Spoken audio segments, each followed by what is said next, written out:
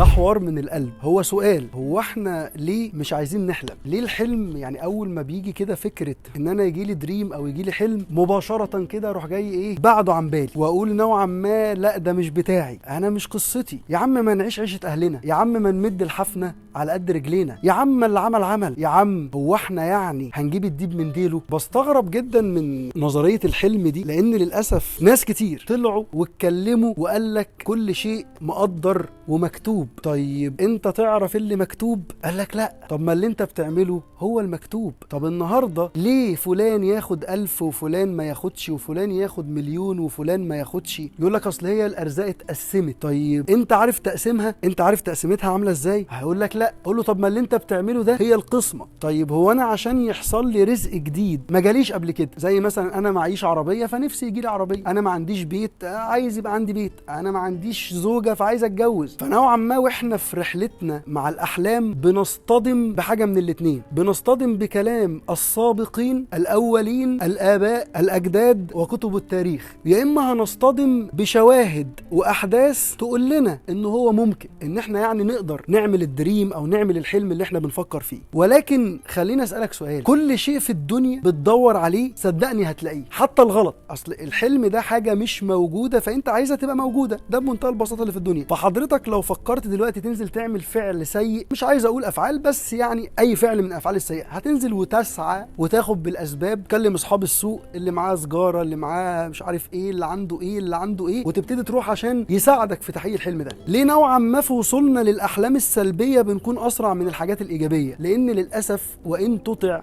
اكثر من في الارض يضلوك. يعني ربك بيقول لك كده، اكتر اللي هيضلوك في الارض دول او اكتر الناس اللي موجوده في الارض هيضلوك. طب ايوه يا رب، اسمع كلام مين؟ يقول لك اسمع كلامي. اسمع كلامك ازاي يا رب؟ وللاسف برضو بعض الاولين والاجداد والاباء بتوع زمان يعني سابوا لنا كده منظومه تفكير وقالوا لنا لا انت مش هينفع تفكر غير بالطريقه دي، ومش هينفع توصل غير بالشكل ده. طب يا سيدي الفاضل، انت كنت في مرحله ما ساعدتني واجتهدت وجزاك الله كل خير، ليه بتجبر علي او ليه بتجبرني امشي على نفس الطريق لدرجه ان وصلونا ان احنا عشان نوصل للحلال او نوصل للعيشه الكويسه والفلوس والبيوت يقول لك لا ده لازم تعمل حاجات مش كويسه يعني، او تسرق او مش عارف تتاجر في المخدرات، او المقوله الشهيره عايز عيشتك ترتاح تاجر في السلاح. سهله، ولكن هو مفيش حد وصل لكل اللي حضرتك بتحلم بيه وعايشه دلوقتي فيه، صح؟ لو انا النهارده عيله مكونه من اب وام و5 ابناء، 4 منهم شبيح، 4 منهم عيال كده مشاكل ومخدرات وبص وكل يومين في الاسم وقواضي وعيال بنت لذينه يعني، وفي واحد كده منهم طلع بقى دكتور او بقى مهندس او بقى يعني راجل كسيب وتاجر كده ايه محترم. الاب والام لو جول واحد من الاربعه دول يقولوا لهم انتوا السبب، هيقولوا لهم ايه؟ ما تبصوا لاخوكم. فاي قاعده في الدنيا ليها الخروج عن المألوف بتاعها. فلو انت بيئتك بتقول لك خليك فقير، بتقول لك خليك ما تحلمش، بتقول لك ما تعملش، بتقول لك هي كده اصلها انت مولود في منطقه على قد حالها، هتلاقي في شواذ. فالشيء اللي بيشذ عن القاعده ده للاسف اكبر الم ليا وليك لما بنقول ما بنعرفش او ما بنقدرش. ليه؟ طالما غيرك عملها فانت تقدر تعملها. طب انا عشان ابتدي اتحرك في الدريمز بتاعتي او اتحرك في الاحلام بتاعتي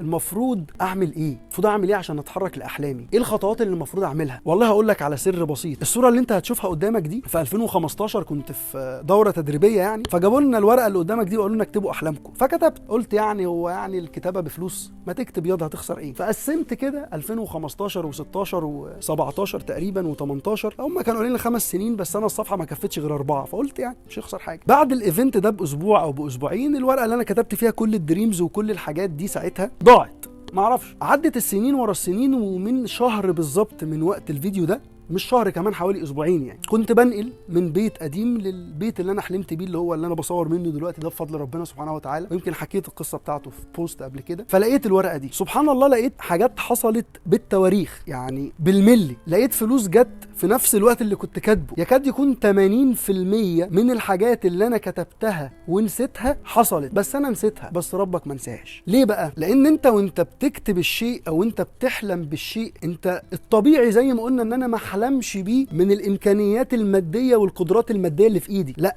ده انا كاني كده داخل مثلا قصر وهقابل ملك من الملوك او رئيس من الرؤساء، وانا عارف ان هو بيقولوا لي كده ايه، يا محمود جهز نفسك عشان انت لست الطلبات كده انت عايزها منين؟ من الرئيس ده او من الشخص اللي انت رايح له، يعني اللي هو الملك او رجل كبير يعني غني وبتاع. فهل يصح ان انا اكتب في الورقه اللي انا عايزها من الرئيس ده، اقول له مثلا انا عايز كيلو سكر وعايز كيلو مكرونه وعايز كيلو زيت وعايزك بس تديني كارت فودافون ب20 كل اول شهر؟ ليه؟ لانك لما هتطلب طبقا لقدر وحجم الراجل اللي انت داخل له ده. فسبحانك ربي ولله المثل الاعلى وما قدر الله حق قدره. انت ليه مش عايز تطلب اللي الناس شايفاه مستحيل من الوحيد الواحد الاحد اللي بايده يخلي المستحيل ممكن، اللي بايده يعطل القوانين اللي احنا كلنا متعودين عليها؟ سيدنا ابراهيم لما دخل النار اساسها الحرق، ولكن خالق النار امر النار ان هي تكون بردا وسلاما على ابراهيم فنفذت النار. هل كان المقصد من النار نجاة ابراهيم؟ ما كان ممكن ربنا يعمل مطر ساعتها او يأمر السحاب تنزل مطر وسيدنا ابراهيم ما يخشش النار اصلا، وكان ممكن ساعتها ربنا يشتتهم كده او يجيبوا عقاب تاني. ولكن ربنا كان عايز يثبت للي امن بيه، سيدنا ابراهيم النبي الوحيد اللي وصل لربنا سبحانه وتعالى بنفسه، هو اللي وصل، هو النبي الوحيد اللي وصل لربنا.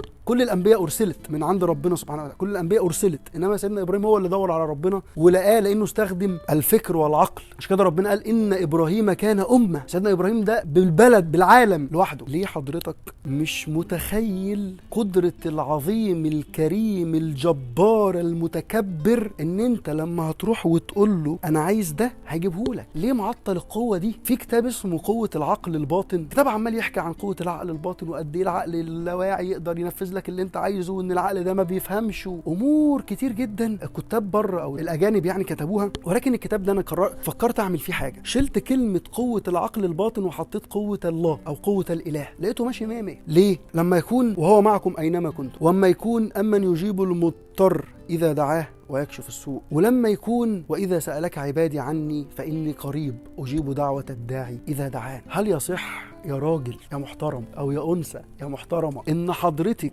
ايا كان دينك ايه او ايا كان ديانتك ايه، لان في الاول وفي الاخر اوامر ربنا في الكتب السماويه كلها واحده، ربنا يقول لك انا معاك اطلب اللي انت عايزه، ما تقلقش لو دخلت في وضع اضطرار، وانت في الاخر تسيبه ومش عايز تاخد القرار؟ غريب الموضوع. انا شايف ان دي اكبر حاجه ممكن تعطل حضرتك عن ان انت توصل للحلم بتاعك. الحلم هو ايه؟ الحلم هو الدعاء، انك بتستدعي شيء غير موجود بالمرة. كتر الدعاء بيسرع الاستدعاء، ولما الشيء يستدعى فهيحصل، فكده معناها ان الحلم اتحقق. مشكلتنا ان احنا خلينا ربنا سبحانه وتعالى الا من رحم ربي يعني، بس ناس كتير خلت ربنا كده ايه، احنا في شغل، احنا في تجاره، احنا في بيزنس، ابعد ربنا عن الموضوع. احنا بص احنا في الدنيا وبتاع، ما تقوليش بقى قال الله وقال الرسول، لا لا لا, لا سيبك بس من الكلام ده كله ايه، وكلمني كده ايه بالعقل. يا حبيبي ده العقل اللي انت بتستغنى بيه عن الاله شغال بامر من الاله، لانه في لحظه ممكن العقل ده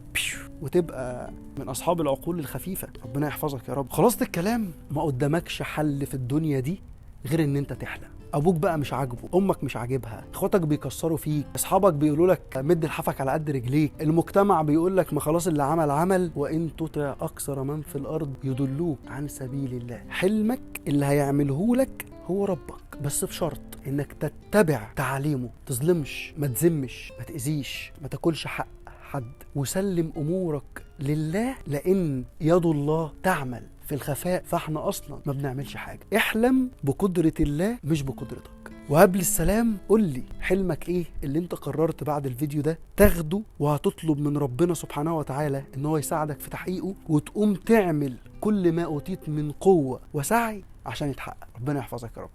سلام.